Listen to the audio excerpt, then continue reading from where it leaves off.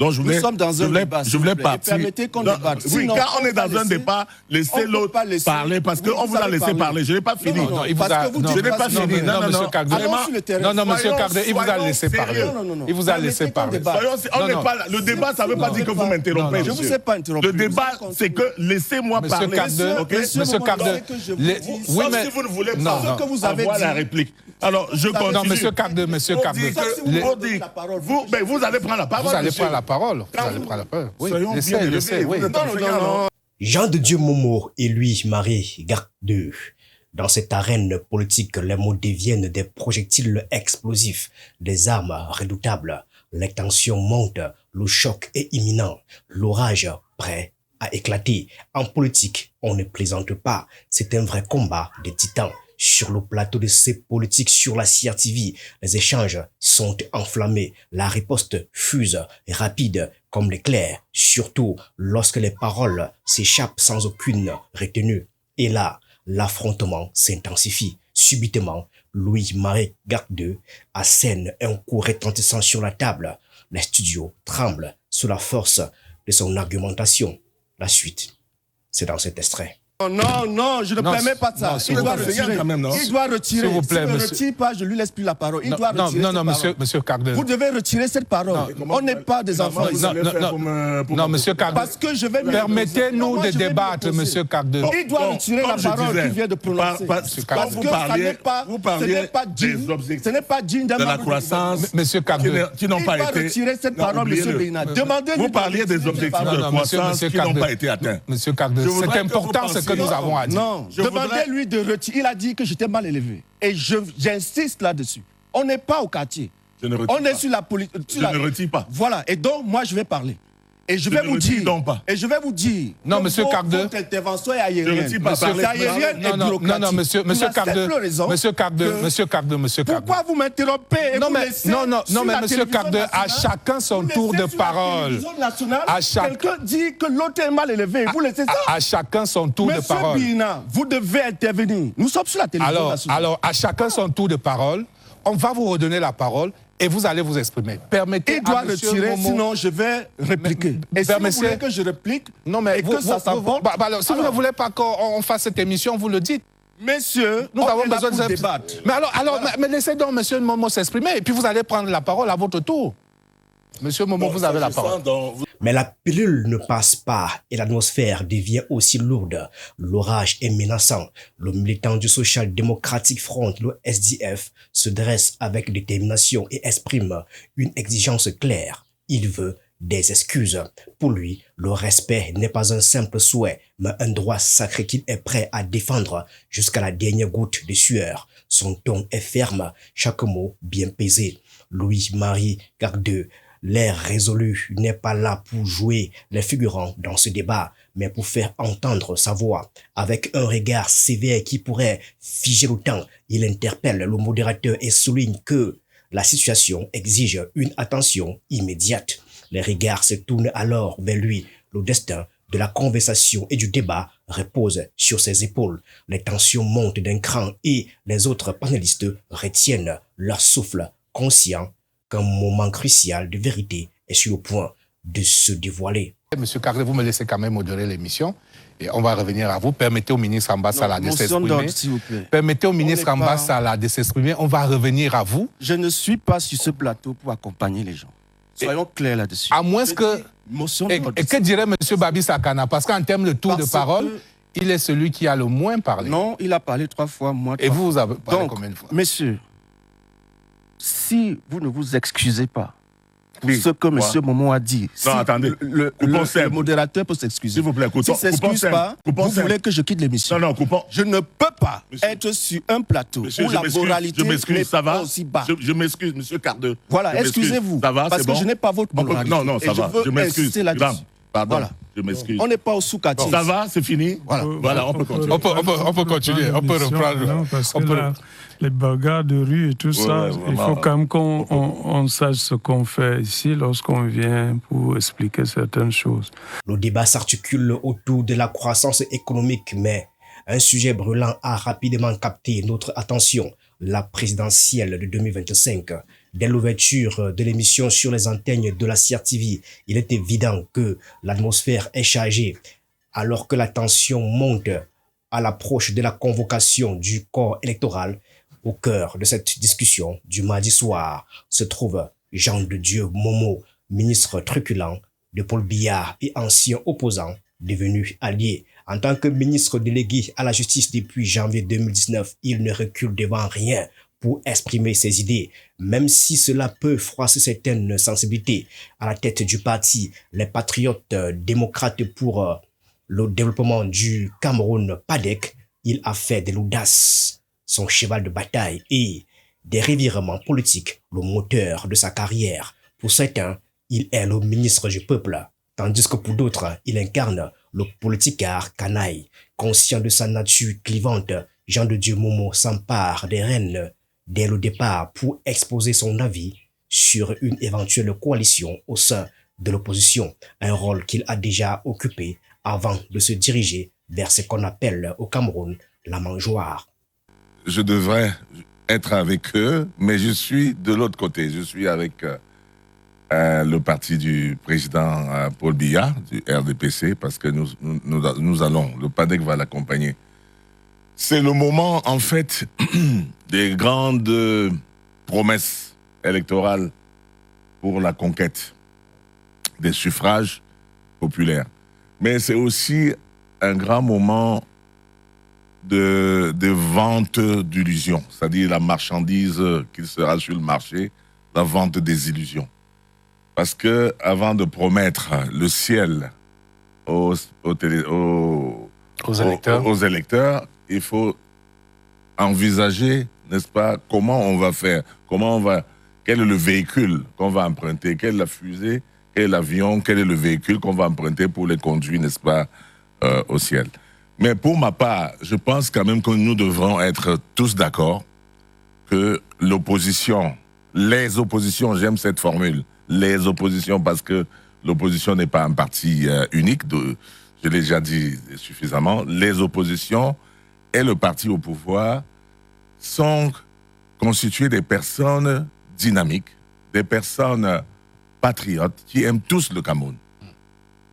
Chacun l'aime placé pour le dire, pour avoir été des deux. Voilà, vraiment, je suis très bien placé pour le dire parce que justement j'ai expérimenté cela. Ils aiment tous le Cameroun. Donc là maintenant, si vous aimez le Cameroun, il faut qu'on se mette ensemble pour chercher le bonheur des Camerounais. Et le bonheur des Camerounais passe par la construction ensemble de la paix. Autrefois ardent critique du régime de Paul Biya, cet ancien pourfendeur a su le temps d'un débat évoluer et se transformer en un fervent apôtre de la paix. Aujourd'hui, il s'exprime avec la sagesse d'un homme qui a traversé les tumultes politiques et qui a compris l'importance cruciale de l'unité dans un contexte aussi délicat. La voix empreinte de conviction, il lance un appel vibrant aux leaders de l'opposition, les exhortant à mettre de côté leurs divergences et à se rassembler autour d'un projet commun axé sur la paix, peu importe leur idéologie respective ou les promesses qu'ils portent. Il insiste sur le fait que l'heure n'est plus à la division, mais à la collaboration. Il évoque l'idée que seule une opposition unie pourra réellement peser dans le débat national et offrir une alternative crédible au peuple camerounais. Pour lui, chaque leader a un rôle essentiel à jouer dans cette quête collective et c'est en conjuguant leurs efforts qu'ils pourront bâtir un avenir meilleur. Son message est clair, la paix doit être la priorité absolue car c'est grâce à elle que des solutions durables pourront émerger pour le bien-être de tous. Pendant que j'étais candidat à l'élection présidentielle de 2011, nous étions réunis, les partis au pouvoir et toutes les oppositions, pour signer un pacte de non-agression, pour signer un code de bonne conduite. Parce que le moment des élections, le moment de la campagne présidentielle peut conduire à des troubles pour la paix sociale et compromettre les intérêts du peuple que nous aimons. Et pour compromettre les intérêts du Cameroun que nous aimons. Donc, l'idée de mon expérience serait que toutes ces oppositions et tous ces leaders qui aiment profondément le Cameroun se mettent ensemble autour d'un projet, la paix.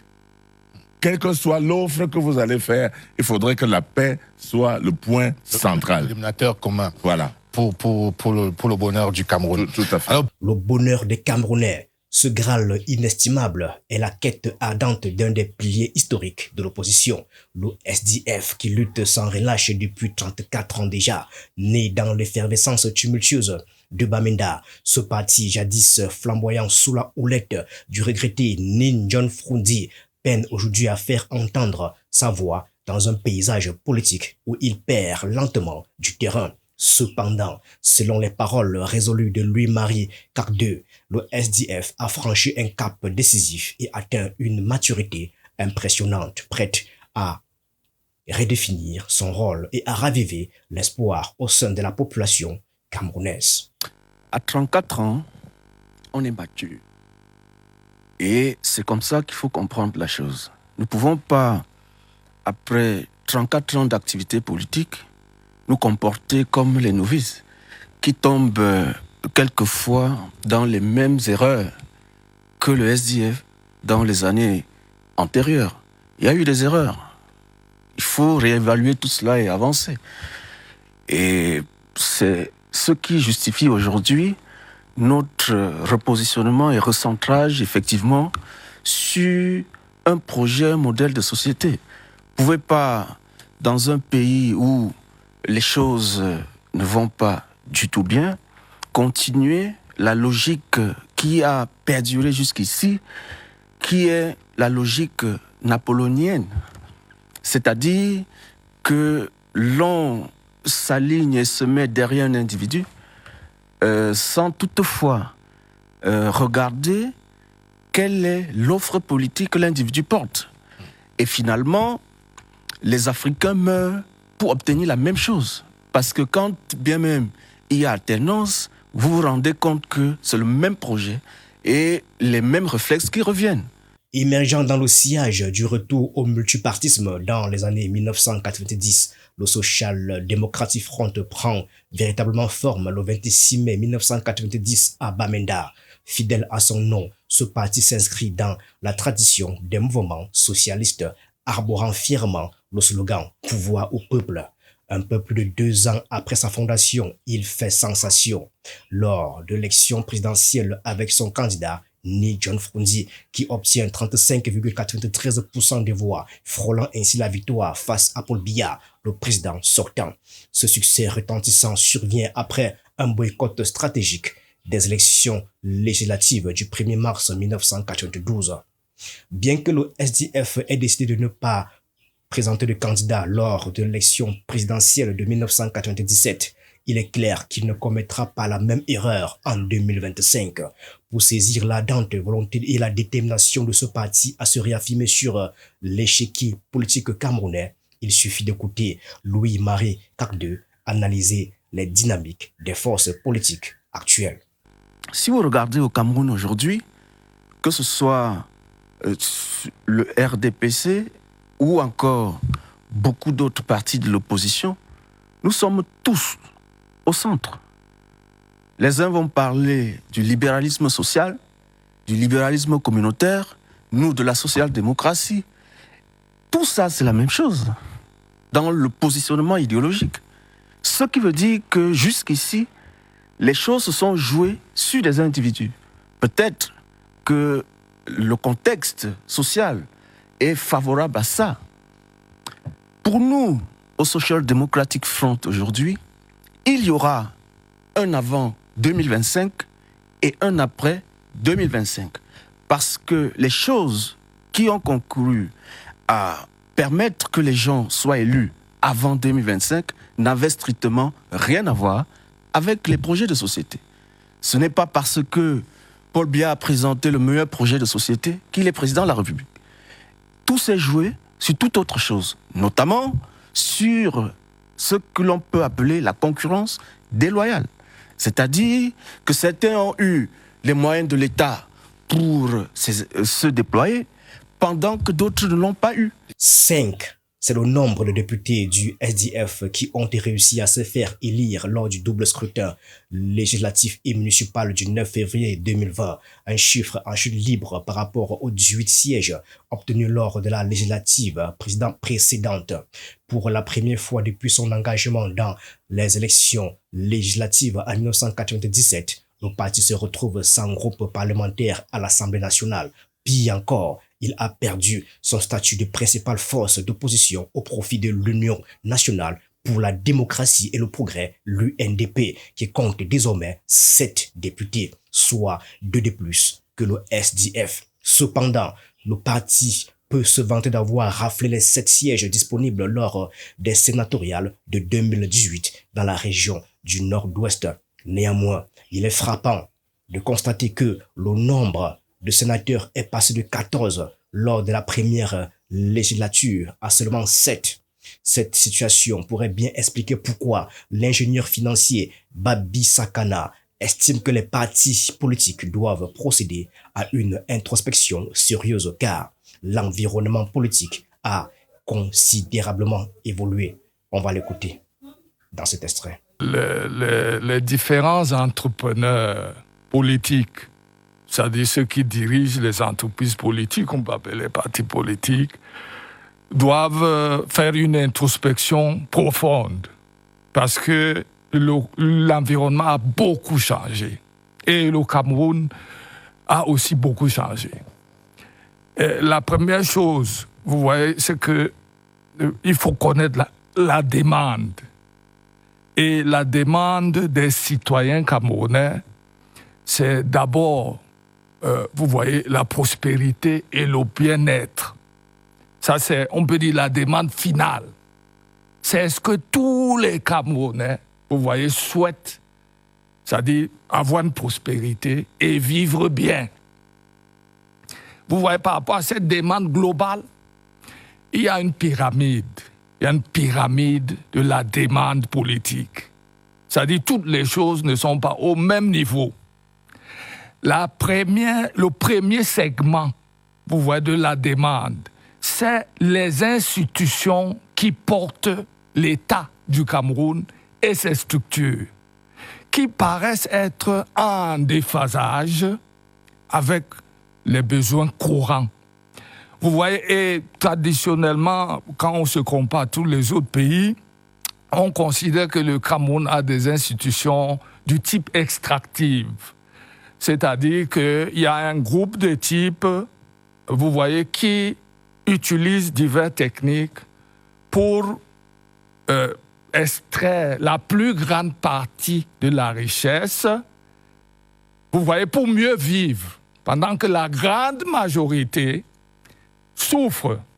Et je vous précise que sur un horizon de 20 ans, le Cameroun a un taux de pauvreté d'autour de 38%.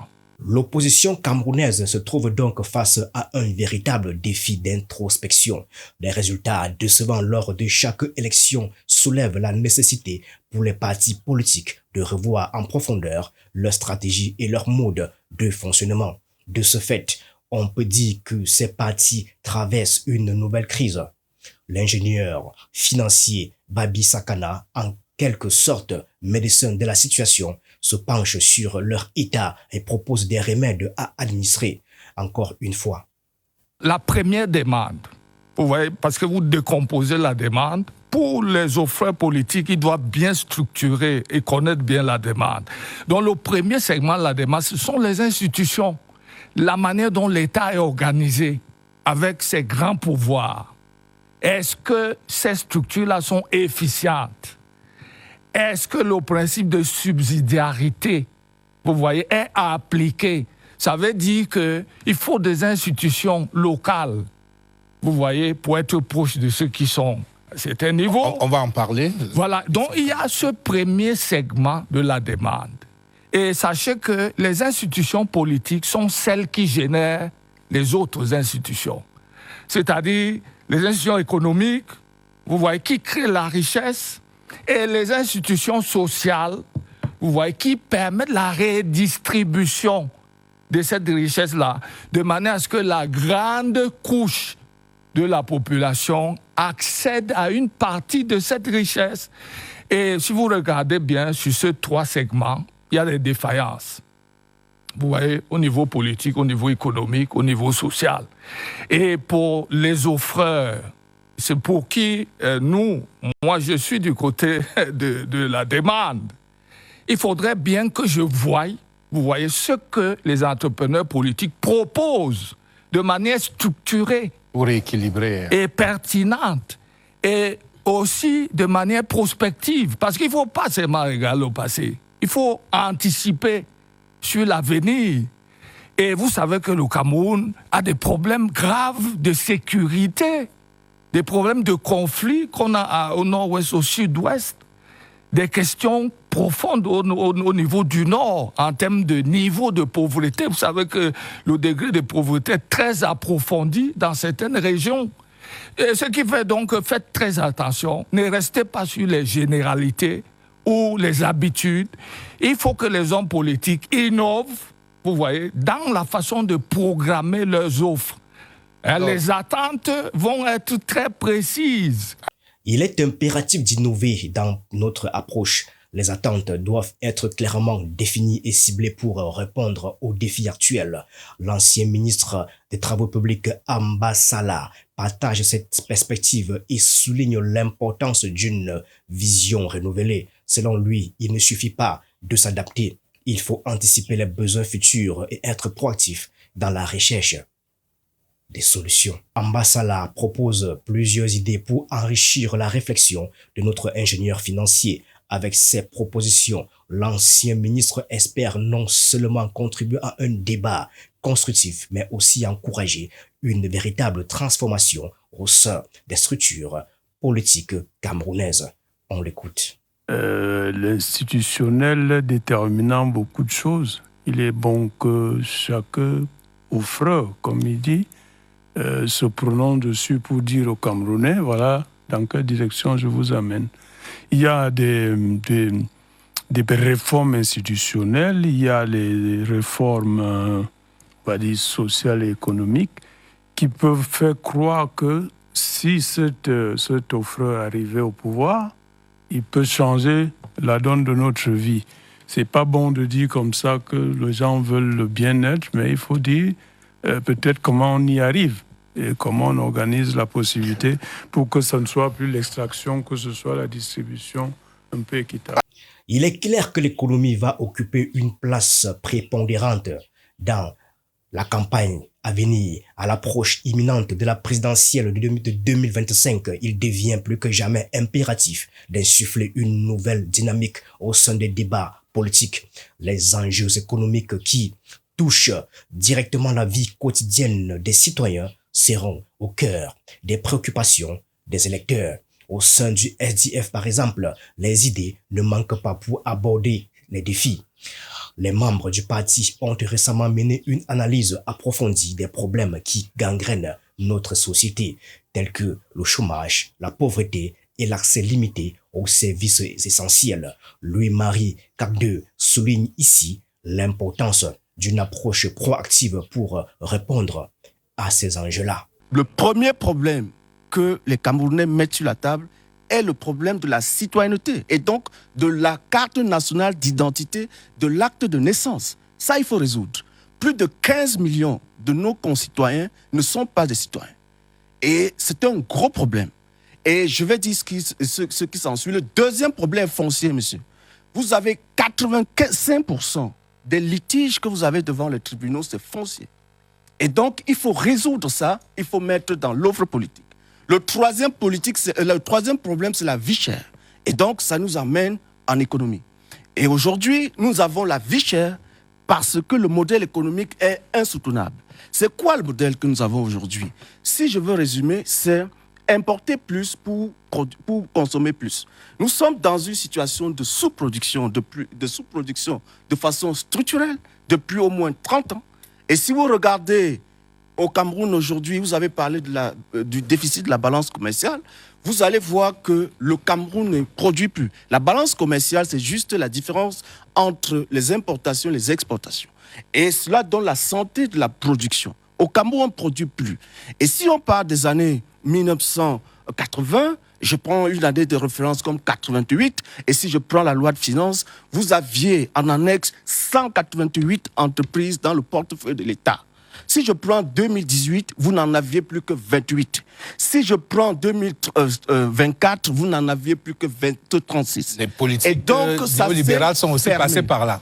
Alors, c'est un choix que le Cameroun a pris en 1989 par une loi qui a consacré l'ouverture des frontières. Et donc, le Cameroun a entré dans le libre marché sans être prêt.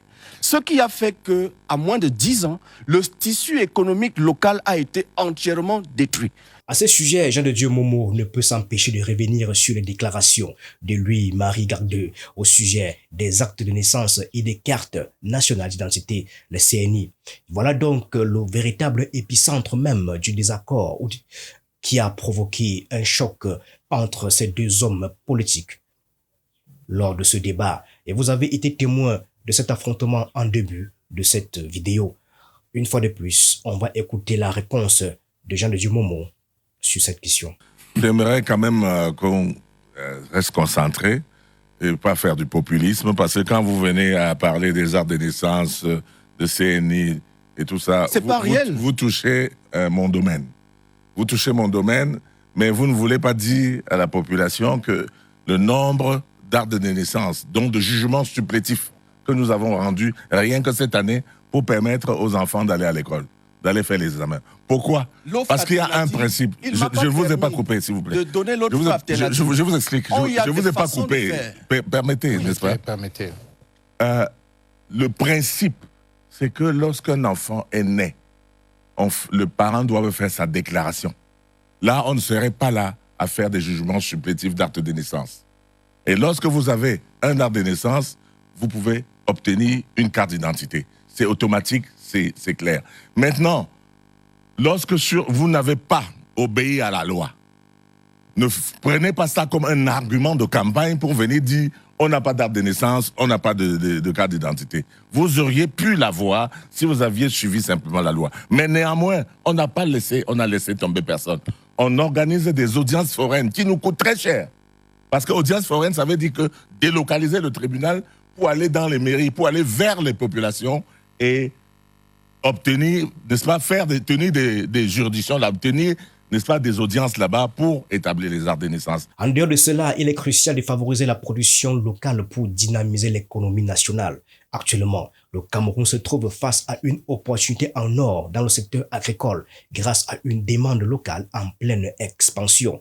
Pour capitaliser sur cette croissance, il sera nécessaire de mettre en œuvre des actions et des soutiens qui restent encore sous-exploités. Cela inclut le développement des exploitations familiales, l'essor des filières et des entreprises dans la chaîne de valeur, ainsi que l'encouragement du commerce intra-régional. Voilà à ce sujet les éclaircissements apportés par le ministre Jean de Dieu Momo. Ce que le gouvernement fait, parce que quand dans les réunions, là, on essaie de discuter de comment faire venir, c'est parce qu'en réalité, la production locale coûte cher parce qu'elle est infinie, elle est extrêmement petite, elle est faible.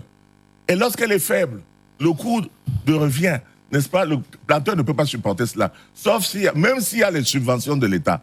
Donc, la solution serait de faire en sorte qu'on produise plus.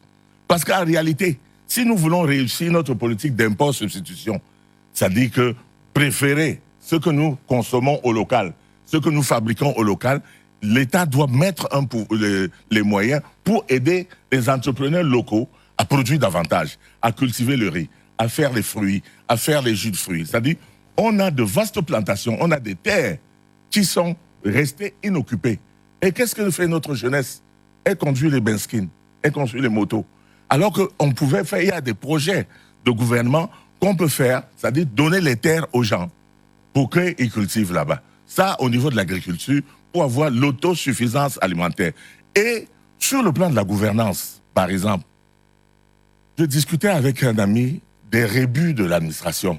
Les rebuts, c'est quoi? C'est le mobilier, n'est-ce pas, de l'administration qui est jeté pratiquement après peut-être 5 ans, ça prend le mobilier, les chaises et tout ça de chez vous. Ça prend également les voitures qu'on pourrait refaire. Ça dit que j'ai discuté avec quelqu'un qui me dit que si on fait une analyse là-dessus, rien que pour le rebut, on est capable d'atteindre jusqu'à 1500 milliards d'économies, c'est-à-dire de reprise. On peut le faire.